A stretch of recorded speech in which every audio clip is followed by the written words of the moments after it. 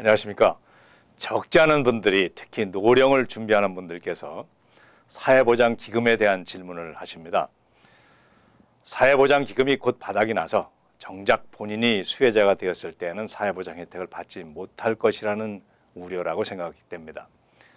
정부에서는 사회보장 프로그램의 신탁기금의 신탁위원회를 재무장관, 노동부 장관, 보건 및 대민봉사국장, 사회보장국 커미셔너, 그리고 대통령이 임명하고 상원이 인준하는 2명의 위원 총 6명으로 구성해서 이 위원회가 사회보장 프로그램을 검토하고 보고하게끔 하고 있습니다. 2014년 보고서에 의하면 2034년에서 36년이 되면 기존 유보된 사회보장금은 바닥이 나고 당해 수입을 당해에 지출하는 Pay as you go finance, 즉 베네핏이 유보된 자금에서 지불되지 못하고 젊은 세대가 지불하는 세금으로 노인들을 바로 지급하게 된다고 하였습니다.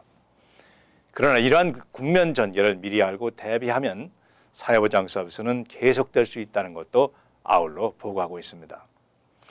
사회보장법이 제정된 1930년대 그 당시에 여성의 기대 연령은 62세, 남성은 58세였습니다. National Institute on Aging의 보고에 의하면 현재 기대 수명은 80을 기약하고 있습니다.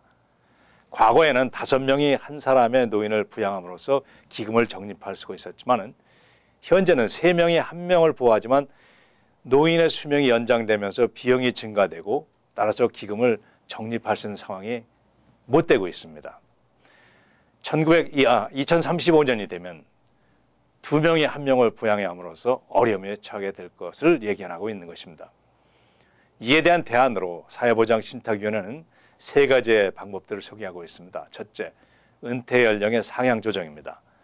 1930년대에 설정된 65세가 2000년대에도 65세가 되는 그렇게 된다면 실제적이지 못하다는 이유로서 현재 67세로 상향 조정되었지만은 68세 또는 그 이외의 연령으로 상향 조정되어야 한다는 것입니다.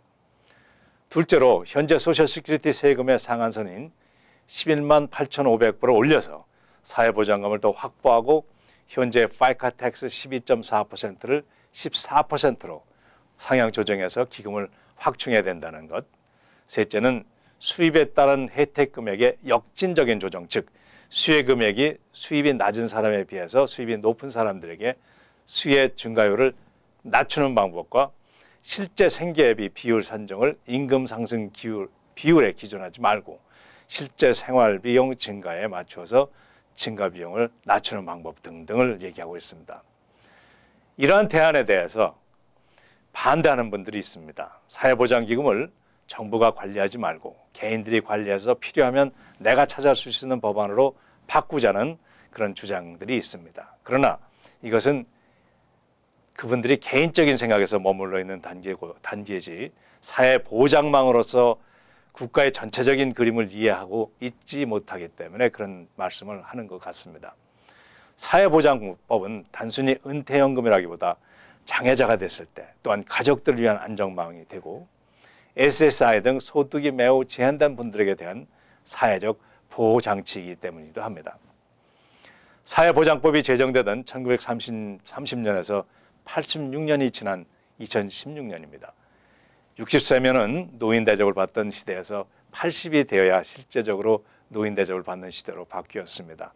좀 과장된 말이기도 합니다만 선진국의 수명이 120세 시대로 접어들고 있다고도 합니다. 사회보장법의 내역이 바뀌어야 하는 것은 당연한 현실로 다가오게 됐습니다. 사회보장신탁위원회에서 대안으로 제시하고 있는 내역들에 대한 그것에 대해서 현실적으로 검토하고 개인적으로 이에 대해서 준비해야 할 시기로 판단이 됩니다. 수명이 연장되고 건강이 증진된 현실에서 일을 할 수 있을 만큼 계속해서 일을 해야 할 것입니다. 미국 내 연장자들에 대한 취업이 취약점으로 드러나고 있고 한편 정부에서도 이들을 위한 직업계를 확장을 시도하고 있습니다. 그러나 무엇보다 중요한 것은 일을 할 수 있다는 자신감입니다. 120세 세대를 향해 살고 있는 우리의 현실에서 과거의 개념에서 현 시대에 요구하는 개념으로 재무장하고 정신적으로 또 육체적으로 건강한 장년으로 힘차게 생활하시기를 바랍니다. 안녕히 계십시오.